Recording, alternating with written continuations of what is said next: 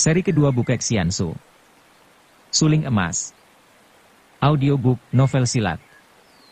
Cerita, Ho Ping Hu. Bab 62. Akan tetapi sebelum ia mampu menjawab, pengemis yang bernama Yukang itu dengan jari-jari kaki telanjang telah menggenjot tanah dan tubuhnya melayang ke depan suling emas. Tangan kanannya sudah memegang sebatang tongkat rotan kecil. Tongkat itu tadinya terselip di belakang punggungnya. Kelihatannya sederhana sekali, besarnya hanya seibu jari kaki, panjangnya 2 lengan. Namun melihat betapa, senjata, yang lebih patut disebut senjata kanak-kanak bermain perang-perangan itu setelah berada di tangan pengemis ini menggetar-getar dan mengeluarkan suara melengking tiada hentinya, diam-diam suling emas kaget dan cepat ia pun mencabut sulingnya. Gerakan tongkat rotan yang mengeluarkan suara melengking itu mengandung tenaga kaikang yang hebat, maka suling emas segera memutar sulingnya pula dan terdengarlah suara melengking lebih tinggi dan nyaring. Bagus! Sambutlah seranganku. Yukang berseru keras dan tubuhnya menyambar maju, tongkatnya berkelebatan dan membentuk sinar kilat menyambar amat cepatnya. Suling emas pun maklum akan bahayanya serangan ini, maka ia lalu menggerakkan sulingnya dan lenyaplah bentuk suling, berubah menjadi gulungan sinar kuning emas yang membentuk lingkaran-lingkaran. Ia telah mainkan jurus-jurus Patsian Kiam Hoat yang luar biasa ampuhnya. Harus diakui bahwa di antara para tokoh persilatan, banyak kiranya yang mengenal tokoh persilatan, banyak kiranya yang mengenal Patsian Kiam Hoat, bahkan banyak yang ahli. Namun Patsian Kiam Hoat yang dimainkan oleh suling emas ini lain daripada yang lain. Kalau Patsian Kiam Hoat biasa mempunyai 64 jurus, akan tetapi Patsian Kiam Hoat yang diwariskan oleh Kim Mo Taisu kepada suling emas hanya mempunyai 16 jurus. 16 jurus yang sudah mencakup semua inti sari Patsian Kiam Hoat, bahkan sudah pula meliputi bagian-bagian terpenting yang terpendam. Di samping ini, setelah semua pintu dalam tubuh suling emas dibuka oleh Butek Lojin, maka sinkang di tubuhnya dapat bergerak lancar sehingga permainan ilmu pedang ini menjadi makin hebat. Setiap gerakan, setiap getaran, mengandung hawa sakti yang dahsyat. Sin Kau Jiu Liongkong, guru silat yang telah menjadi pengemis itu, bersama murid-muridnya dan sutenya, menjadi penonton yang bengong terlongong. Terheran-heran mereka menonton pertandingan luar biasa ini. Tak dapat mata mereka mengikuti gerakan kedua orang muda itu, yang tampak hanyalah gulungan sinar kuning bercampur aduk dengan kilatan ujung tongkat yang menjadi ratusan banyaknya, membungkus bayangan dua orang yang tidak kelihatan bentuknya dan kabur saking banyaknya. Diam-diam guru silat itu menarik napas panjang dan insyaf betapa ilmu kepandaian di dunia itu tiada batasnya. Dahulu ia amat kagum kepada sahabatnya, Kim Mo Taisu yang gerakannya sama dengan pendekar suling emas ini. Kemudian ia dibikin penasaran akan tetapi tidak berdaya oleh seorang tokoh muda yang baru, 20 tahun yang lalu, yaitu orang yang mengaku menjadi Raja Pengemis, berjuluk Pou Ka Aiong, Raja Pengemis Pou, yang memiliki ilmu kepandaian hebat pula. Kini di depan matanya, bertanding dua orang muda yang begini hebat, benar-benar membuat ia merasa betapa tingkat kepandaiannya sendiri sebenarnya bukan apa-apa. Wah wah wah, kau hebat. Aku yang mengaku kalah. Tiba-tiba terdengar Yukang berseru keras dan tubuhnya terlempar sejauh 6-7 meter di mana kedua kakinya berhasil menahan robohnya, akan tetapi ia masih tetap saja terhuyung-huyung.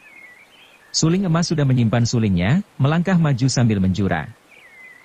Yutuako, kau benar-benar hebat. Aku kagum sekali. Pengemis muda itu menghela napas, berjalan maju, menyelipkan tongkatnya di belakang punggung sambil berkata, sudahlah, tak perlu kau merendah. Sudah jelas aku bukan tandinganmu. Kalau saja si keparat Shipou itu selihai engkau, biarlah aku mati di tangannya dan mendiang ayah takkan dapat tenang dalam kuburnya. Setelah berkata demikian, Yukang melangkah pergi. Yu Enghyong, orang gagah Shiu, nanti dulu. Tiba-tiba Sin Kau Jiu Liongkau Su berseru sambil mendekat. Yukang membalikkan tubuhnya. Kau orang tua mau apa lagi? Aku melihat betapa kalian jembel-jembel tiada guna dipermainkan orang-orang, akan tetapi aku sendiri juga seorang jembel tiada guna, tak dapat membela kalian. Bukan demikian, Yu Enghyong. Ketahuilah bahwa kami sama sekali tidak dihina oleh Kim Xiao Eng, sama sekali tidak. Yang menghina kami adalah si keparat Shipou yang kau sebut tadi. 20 tahun kami dihina dan ditindas, karena itu mohon bantuan Yu Enghyong. Marilah kita bersatu untuk menghadapi Pou Ka Aiong yang jahat. Yukang melotot, terheran. Kalian ini pun mendendam kepada Pou Kaiong si jahat? Tiba-tiba suling emas yang mendengarkan percakapan itu berkata, "Ah, kiranya kita adalah orang-orang segolongan. Aku sendiri pun boleh dianggap sebagai seorang musuh besar Pou Kaiong, bahkan beberapa kali pernah aku bertanding melawan dia dan kawan-kawannya." Kakek itu berseru girang, lalu tiba-tiba menjatuhkan diri berlutut di depan dua orang muda gagah itu, diturut oleh teman-temannya. "Mohon bantuan Jiwi Eng Hiong membasmi Pou Kaiong yang jahat. Lokai, pengemis tua, harap jangan banyak tingkah. Kita dapat saling bantu dalam hal ini. Bangunlah. Lokai ini dari Kaipang, perkumpulan pengemis, yang manakah? Aliran apa?" Pertanyaan Yukang ini diajukan dengan sikap penuh wibawa yang menunjukkan bahwa dia agaknya mengenal baik akan peraturan perkumpulan pengemis. Orang tua itu bangkit berdiri dan sukar untuk menjawab. Timbul kekhawatiran di hatinya bahwa pengemis muda yang perkasa ini takkan mau bekerja sama kalau mendengar bahwa dia sebetulnya bukan pengemis sama sekali, melainkan pengemis paksaan. Melihat keadaan kakek itu meragu, suling emas lalu berkata, "Saudara Yukang, Lopek, paman tua, ini sama sekali bukan pengemis. Dia dahulu adalah kedua dari Sinjiu Bukoan, berjuluk Sinkau Jiu bernama Liong Keng." Nama kosong belaka. Liong Kausu menggoyang-goyang kedua tangan dengan perasaan malu. Kalau begitu bukan golongan pengemis? Mengapa berpakaian pengemis? Mau main-main dengan pengemis, ya? Liong Kausu, kalau kau dan kawan-kawanmu ini hanya pura-pura menjadi pengemis untuk mencapai tujuan, aku tidak sudi bekerja sama. Tidak, Yung Hiong salah sangka.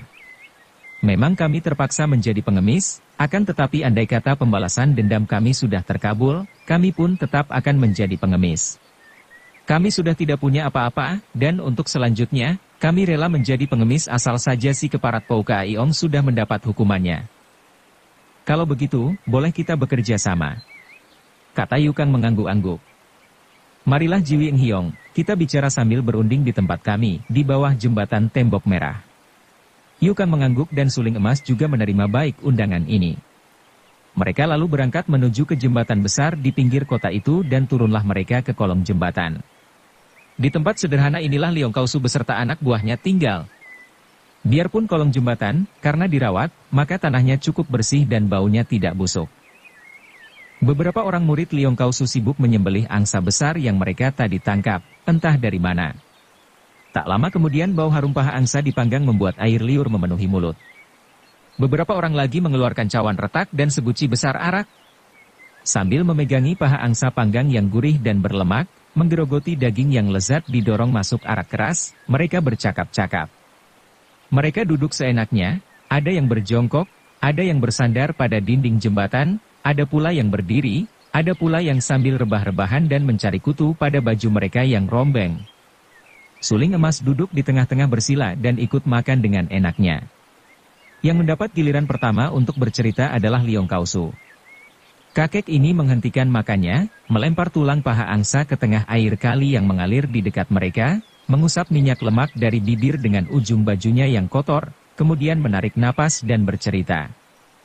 Belasan tahun yang lalu terjadinya malapetaka itu, yang merubah semua jalan hidupku dan murid-muridku serta keluarga kami. Ia menarik napas panjang lagi, kemudian ia menceritakan pengalamannya secara jelas singkat seperti berikut. Perguruan Sinkau Bukoan di kota Sin yang cukup terkenal karena baik gurunya, yaitu Sinkau Jiu Liong Keng, maupun para murid-muridnya merupakan orang-orang gagah yang biarpun kuat tidak mempergunakan kekuatannya untuk melakukan penindasan, bahkan membela kebenaran dan keadilan. Liong Kausu tidak mempunyai anak keturunan sendiri, akan tetapi ia mengangkat seorang murid wanita sebagai anak. Wanita itu bernama Liong Beilon, seorang gadis cantik yang pandai silat. Pada suatu hari, Liong Beilon bertemu dengan Pou Kaiong yang ketika itu masih muda dan tampan. Dalam pertandingan, Beilon dikalahkan dan gadis ini terpikat, lalu lari bersama Pou Kaiong yang Liong Kausu tidak mampu mencegahnya karena terhadap Pou Kaiong, ia sama sekali tidak berdaya, jauh kalah lihai kepandaiannya. Seperti telah kita ketahui, dalam kesedihan dan kebingungannya, Liong Kausu bertemu dengan Kimo Taisu, kemudian minta pertolongan Kimo Taisu untuk menghadapi Pou Kaiong. Akan tetapi, Kim Mo Taisu tidak dapat berbuat sesuatu terhadap Pou Kaiyong ketika pendekar ini melihat betapa gadis putri guru silat itu dengan sukarela ikut Pou Kaiyong. Hal inilah yang membuat kecewa hati Leong Kausu yang tadinya amat mengharapkan Kim Mo Taisu berhasil membawa pulang putri angkatnya. Terpaksa ia menerima keadaan dan tidak mau merintangi lagi putri angkatnya yang ikut Pou Kaiyong. Akan tetapi, 2 tahun kemudian, luka di hatinya menjadi robek kembali ketika Leong Kausu mendengar kabar betapa anak angkatnya itu hidup merana dan sengsara di samping Pou Kaiyong yang mulai nampak belangnya. Pou Kaiyong sudah mulai bosan dan memperlakukan Leong Beilon seperti seorang budak belian, bahkan tidak jarang memukulinya. Kemudian secara berterang Pou Kaiyong main gila dengan wanita-wanita lain dengan memaksa Leong Beilon melayani dia berpesta dengan perempuan-perempuan lain yang menjadi kekasih baru. Akhirnya Leong Beilon tak kuat menahan, untuk melawan ia kalah kuat, dan wanita ini mengambil jalan terakhir dengan menggantung diri. Mendengar ini, Leong Kausu dan beberapa orang muridnya yang setia, juga 2 orang sutenya secara nekat menyerbu ke tempat yang dijadikan markas besar Pou Kaiyong, yaitu sebuah kuil tua di luar kota Kanghu, bekas markas besar perkumpulan pengemis Hong Sim Kaipang. Namun, mereka ini sama sekali bukanlah tandingan Pou Kaiyong. Bahkan bukan Pou Kaiyong sendiri yang turun tangan, baru anak buahnya saja sudah membuat Leong Kausu dan anak buahnya kocar-kacir dan dihajar habis-habisan. Pou Kaiyong tidak membunuh Leong Kausu, namun merampas semua miliknya, kemudian memaksa bekas ketua Sin Kau Bukoan ini bersama anak buahnya hidup sebagai anggota Kaipang, berpakaian seperti pengemis. Lebih hebat lagi, rombongan Leong Kausu ini selalu dihina oleh anak buah Pou Kaiyong yang berpakaian tambal-tambalan namun bersih, atau terkenal dengan sebutan pengemis baju bersih sebaliknya daripada rombongan Leong Kausu dan para pengemis taklukan lain yang disebut rombongan pengemis baju kotor. Demikianlah, Kim Xiao Hiap, pendekar suling emas. Leong Ken mengakhiri ceritanya dengan muka berduka. Bertahun-tahun kami menderita penghinaan dan sepatutnya penderitaan ini kami akhiri dengan bunuh diri saja seperti yang dilakukan puteriku. Akan tetapi, dalam hati ini masih belum mau menerima, masih menyimpan penasaran dan dendam setinggi langit, masih selalu mengharapkan kesempatan untuk membalas. Oleh karena itulah, sampai begini tua saya tetap mempertahankan nyawa untuk menanti datangnya kesempatan itu. Untung sekali hari ini mempertemukan kami dengan Jiwi Tai Hiap, kedua pendekar besar, sehingga boleh diharapkan cita-cita akan tercapai juga sebelum nyawa meninggalkan badan. Yu Kang melompat berdiri, membanting tulang paha angsa ke kanan. Tulang itu melesak ke dalam dinding tembok jembatan yang keras. Harap Paman Tua Leong tidak berkecil hati. Dengan bekerja sama, masa si keparat Pou itu tidak akan dapat ditundukkan? Dengarlah baik-baik, aku Yu Kang juga sudah bersumpah, takkan berhenti berusaha sebelum si jahat Pou Keelui menerima hukumannya. Seluruh keluargaku habis dibasmi keparat itu hanya karena Tuhan menghendaki saja aku bebas daripada pembasmian sehingga setidaknya ada keturunan ayah yang berusaha membalaskan dendam keluarga ini. Yu Kang lalu bercerita. Dia adalah putra bungsu mendiang Yu Jin Tianglo, ketua perkumpulan pengemis Hong Sim Kaipang. Seperti telah diceritakan di bagian depan cerita ini, pada belasan tahun yang lalu ketika Pou Keelui yang memiliki kepandaian tinggi itu muncul dari timur, dia telah menyerbu Hong Sim Kaipang, merobohkan semua yang melawannya, membunuh ketua Hong Sim Kaipang sekeluarga, membunuh tokoh-tokoh Hong Sim Kaipang pula dan merampas kedudukan ketua Hong Sim Kaipang. Para anggota yang tidak mau tunduk, dibunuhnya sehingga akhirnya para anggota lain menjadi ketakutan dan mengakui kekuasaan ketua baru ini, yang kemudian memakai julukan Pou Kaiyong si Raja Pengemis Pou. Bersama anak buahnya yang dilatihnya, ia menundukkan hampir seluruh perkumpulan pengemis sehingga julukannya, Raja Pengemis, benar-benar tepat. Akan tetapi sama sekali di luar dugaan Pou Kaiyong yang cerdik bahwa ketika ia melakukan pembasmian terhadap keluarga Yu Jin Tianglo ketua Hong Sim Kaipang, Yu Kang putra bungsu ketua pengemis itu yang baru berusia 13 tahun dan kebetulan sekali pada waktu peristiwa hebat terjadi, sedang bermain-main di luar kota sehingga terbebas daripada maut. Ketika Yu Kang melihat keadaan keluarganya yang terbasmi habis, tidak seorang pun masih hidup, ayah bundanya, kakak-kakaknya, semua tewas di tangan Pou Kaiyong, ia segera melarikan diri. Selama belasan tahun Yu Kang putra ketua pengemis Hong Sim Kaipang ini menggembleng diri dengan ilmu silat, belajar dari tokoh-tokoh pengemis yang telah mengasingkan diri bertapa di gunung-gunung.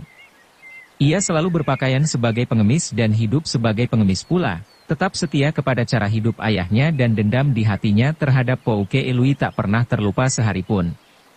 Setelah 17 tahun menggembleng diri, kini dalam usia hampir 30 tahun, barulah Yukang turun dari puncak gunung-gunung dan mulai mencari musuh besarnya, Pouke Elui yang kini sudah menjadi Pouka Aiong. Karena tidak tahu harus mencari di mana, maka ia langsung menuju ke kota raja. Oleh karena untuk mencari seorang raja, pengemis, kiranya paling tepat menyelidiki dari kota raja, pusat segala macam kegiatan. Demikianlah sedikit riwayatku, dan kebetulan aku bertemu dengan kalian yang kukira adalah pengemis-pengemis yang mengalami penghinaan. Di sepanjang perjalanan banyak aku mendengar akan perpecahan golongan pengemis menjadi dua, pengemis baju bersih dan pengemis baju kotor, dan tentang penindasan yang dilakukan pengemis baju bersih terhadap pengemis baju kotor. Siapa kira, pengemis baju bersih adalah pengikut-pengikut setia dari Pouka Aiong, musuh besarku. Di sepanjang jalan, tidak ada yang berani menyebut-nyebut tentang Pouka Aiong. Liong Kausu yang kini sudah berubah sebutan menjadi Liong Lokai, pengemis tua Liong, itu menarik napas panjang. Memang demikianlah.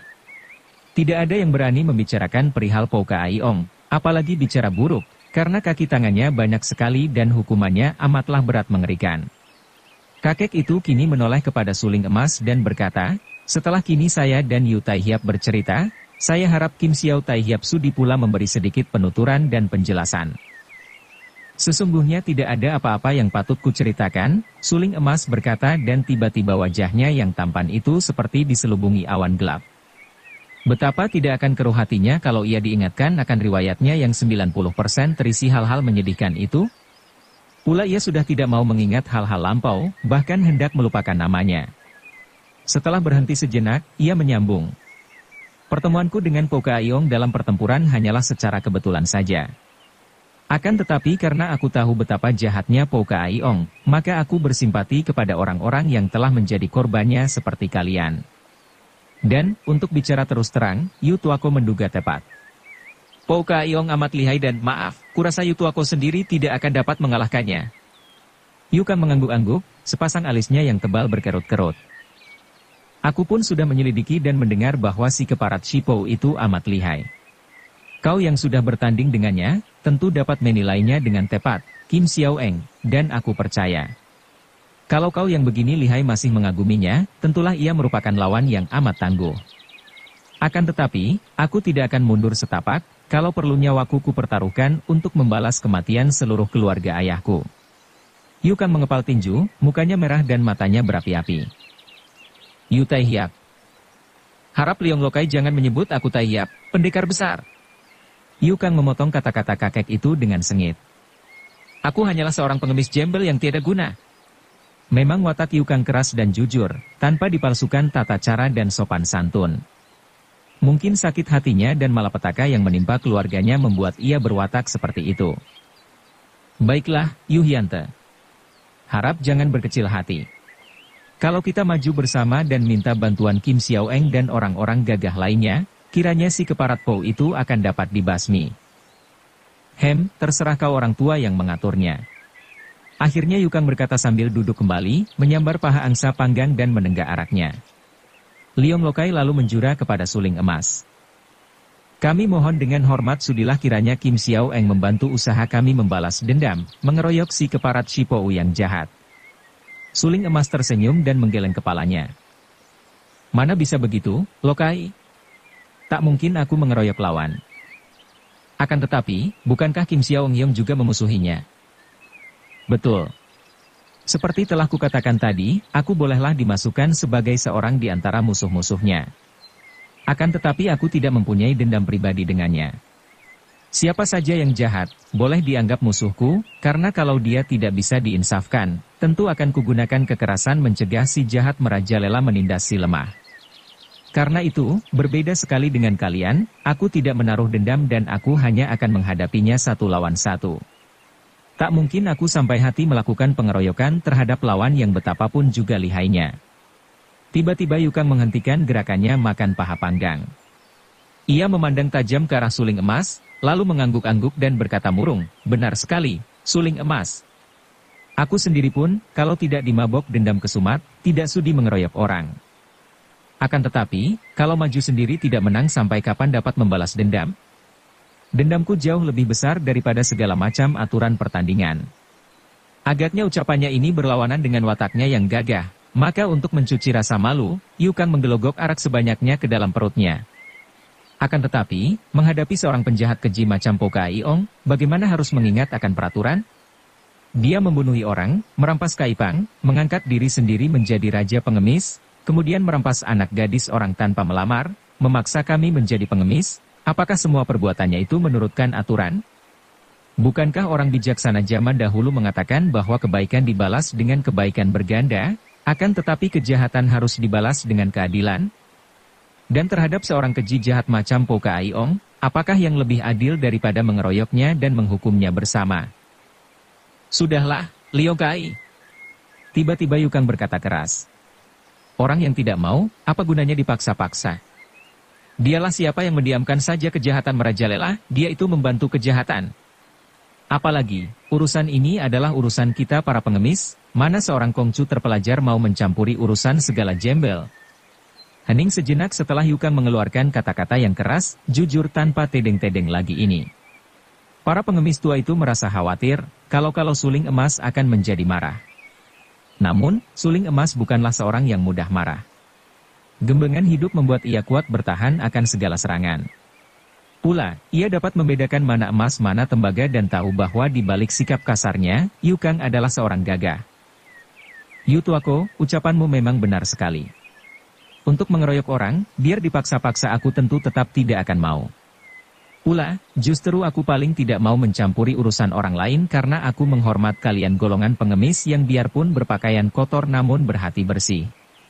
Akan tetapi kau keliru sangka kalau aku akan mendiamkan saja kejahatan merajalela.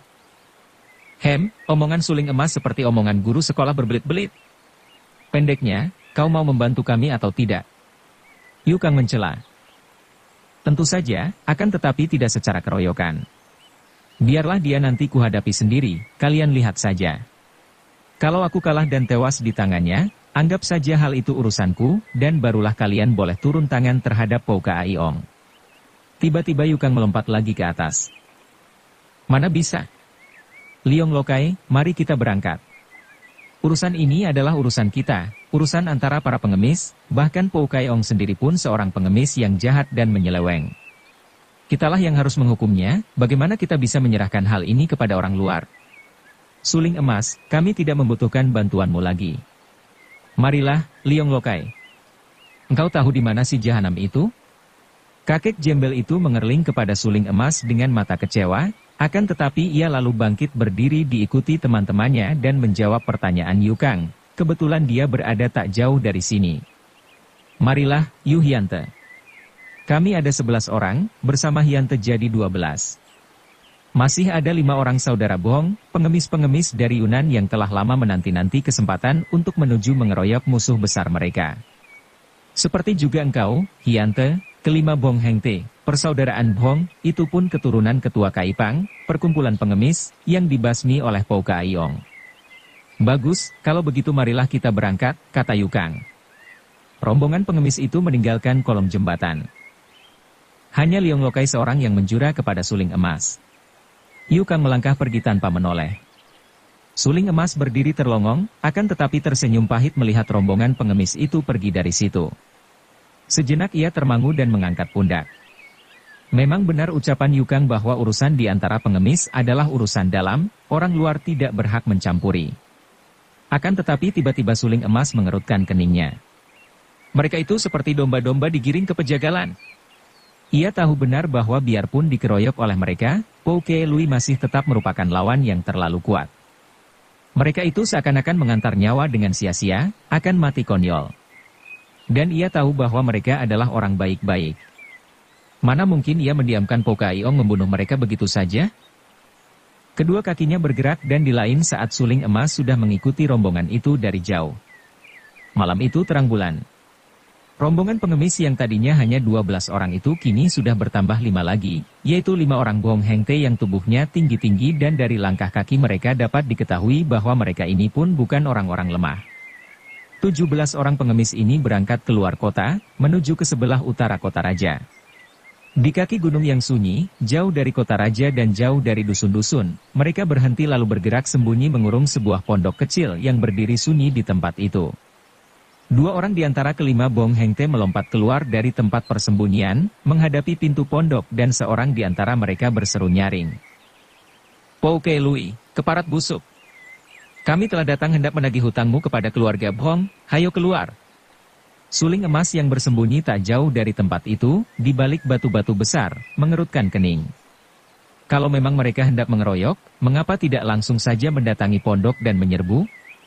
Dengan pengeroyokan 17 orang, agaknya Po Kaiong akan kewalahan juga. Apakah mereka terlalu memandang rendah kepandaian si Raja Pengemis? Tiba-tiba terdengar suara ketawa terkekeh dan dari atas gunung kecil melayang turun sesosok bayangan yang luar biasa gesitnya.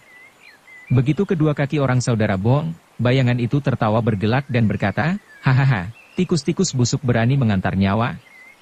Ucapan ini disusul gerakan yang hebat sekali.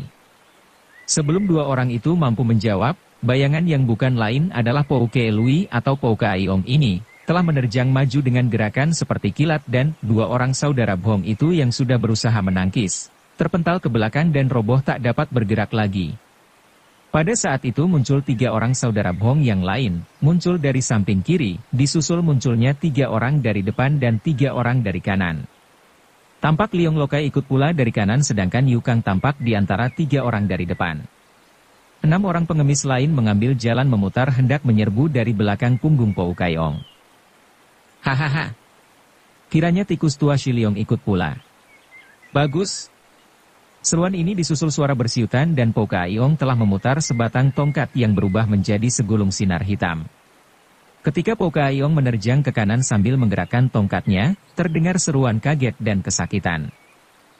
Liong Lokai dan dua orang temannya sudah mengeluarkan senjata masing-masing, akan tetapi begitu sinar bergulung-gulung berwarna hitam itu datang, dan mereka menangkis, ternyata tubuh Liong Lokai berikut toyanya terlempar ke belakang sedangkan dua orang muridnya roboh dan tewas. Baiknya Liong Lokai tadi dapat menangkis dengan toyanya dan ketika terlempar masih dapat menggulingkan tubuh, kalau tidak tentu ia menjadi korban pula. Hahaha, tikus-tikus busuk. Po Kaiong berseru sambil tertawa-tawa dan memutar tongkatnya membalikkan tubuh karena pada saat itu, belasan orang telah mengeroyok. Hanya Yukang seoranglah yang merupakan lawan berat dalam pengeroyokan ini. Yang lain-lain hanyalah lawan lunak bagi Po Kaiong sehingga enak saja ia membabat dengan tongkatnya. Dalam waktu kurang dari 1/4 jam, 10 orang anggota pengemis telah roboh terluka berat atau tewas. Kini tinggal Liong Lokai, Yukang, 2 orang saudara Bong, dan 3 orang pengemis lain yang masih bertahan. Namun mereka terdesak hebat, hanya mampu menangkis saja karena tongkat di tangan Po Kaiong benar-benar luar biasa sekali. Suling emas tidak tega melihat ini. Kalau ia diamkan saja, tentu 7 orang itu lama-lama akan roboh semua. Ia mengeluarkan suara melengking tinggi, tubuhnya mencelat ke depan dan begitu ia menggerakkan sulingnya menangkis tongkat, Po Kaiong berseru keras dan meloncat mundur sampai 4-5 meter jauhnya. "Siapa kau?" bentaknya. Suling emas tidak mempedulikannya, melainkan menoleh ke belakang dan berkata, "Harap rawat teman-temanmu yang terluka, biar kulayani dia sendiri." Setelah berkata demikian, suling emas menerjang maju, menyerang dengan sulingnya sambil berkata, "Keparat Shipou, dosamu sudah bertumpuk."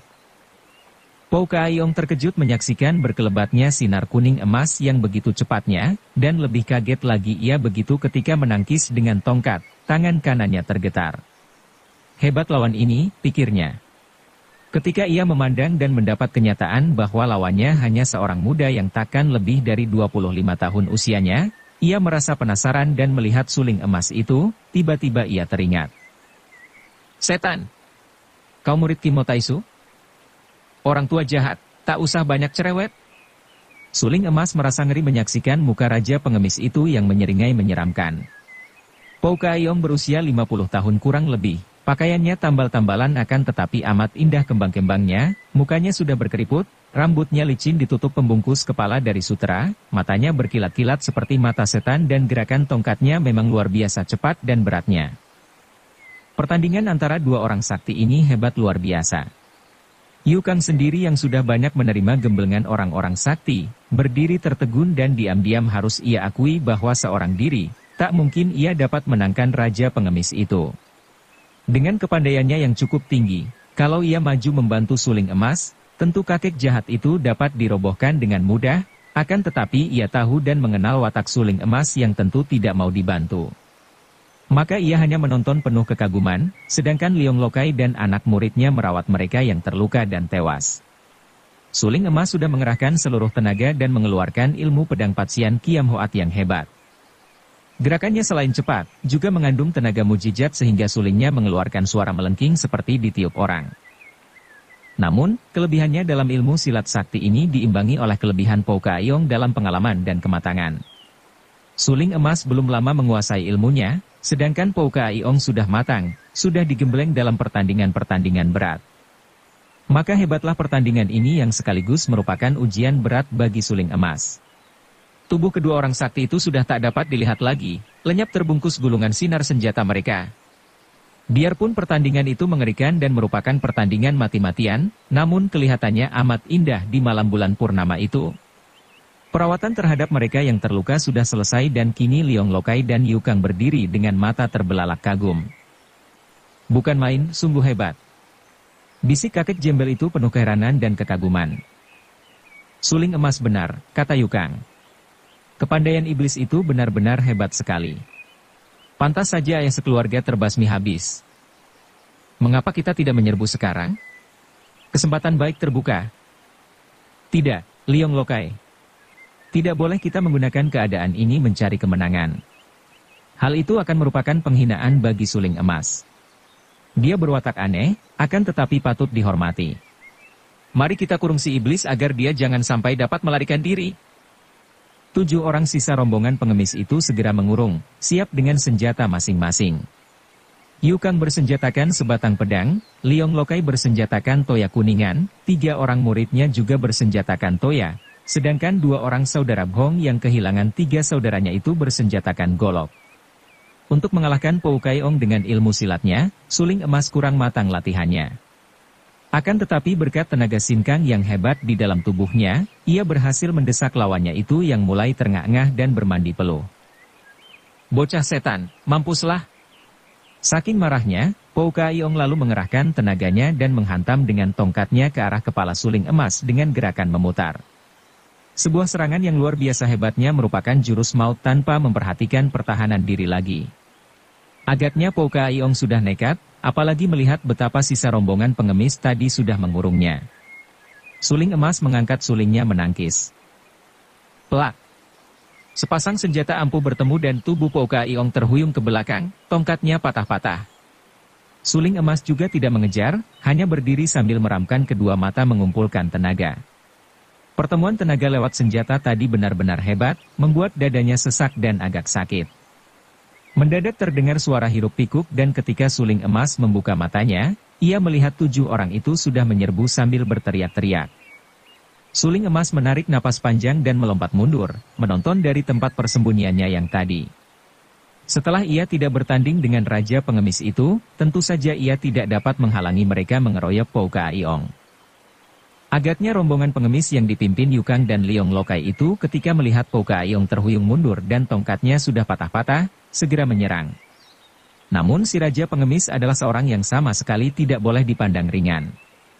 Memang kini senjatanya sudah rusak dan dadanya terasa sesak sekali, akan tetapi, menghadapi pengeroyokan 7 orang itu, ia sama sekali tidak gentar.